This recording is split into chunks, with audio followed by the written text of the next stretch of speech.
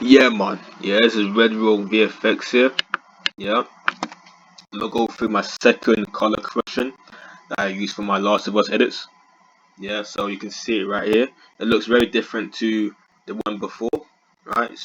It's a bit darker. Yeah, so I'm just go through it. Right here. I put it onto every single pre-composition that I have right here, so you can see it right here.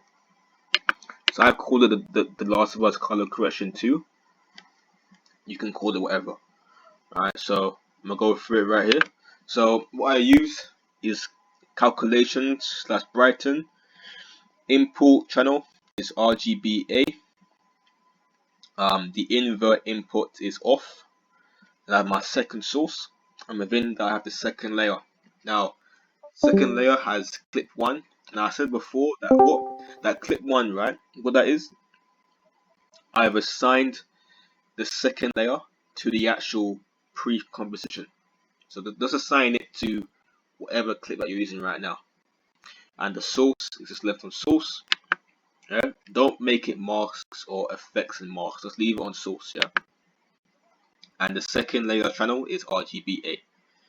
And second layer opacity is 0%. Invert second layer is off. Stretch second layer is on. Blending mode is on screen. And below that I've turned on preserve transparency. Right. So turn that off. Calculations darken now. You can look at it right here, same as before. RGBA invert input is off. Second layer, I've linked it to the actual clip itself. Yeah. Second layer channel is RGBA. Second layer opacity is 63%. Yeah. Invert second layer is off. Stretch second layer is on. It's on overlay. And then preserve transparency is on. Yeah. My curves, yeah, just copy this. I'm gonna leave it on there for a couple of seconds. Just copy the settings that I put on here, right? And it should look good. And you can obviously mess around with it yourself or whatever. Right? Add grain. Viewer mode is on final output. Preset is on none. Preview region. Just copy these settings right here. It should be. I think this is the default, right? So just copy these settings right here. Right? And then I think it's called tweaking. Yeah. Okay, so the intensity is at 2.200. The size is 0.600. The softness is 0.0. The aspect ratio is 10.0. Right. That's off. Channel size, red size 1, green size 1, blue size 1. It's obviously RGB. So you can mess around with that. Yeah, so let's mess around with this and just whatever I've got on my screen, just copy and paste it and it should look fine. If not, you can just mess around with it to your liking, right? Then you got brightness and contrast. Brightness is at 0, contrast is at 22. Use legacy is turned off. Alright. Now you can either turn on S_Stritone. You have to get the Sapphire plugin for that, but it will look a bit different.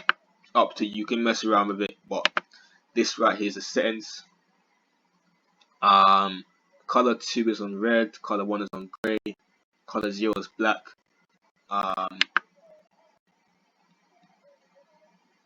For red, the hex code for red is FF40. For grey, it is 828282 for grey, and black is 60. Yeah, obviously the softness and all that. Softness 12, softness 01, color 2 at bright. All that is over here on the screen. So hopefully you can see it. Right.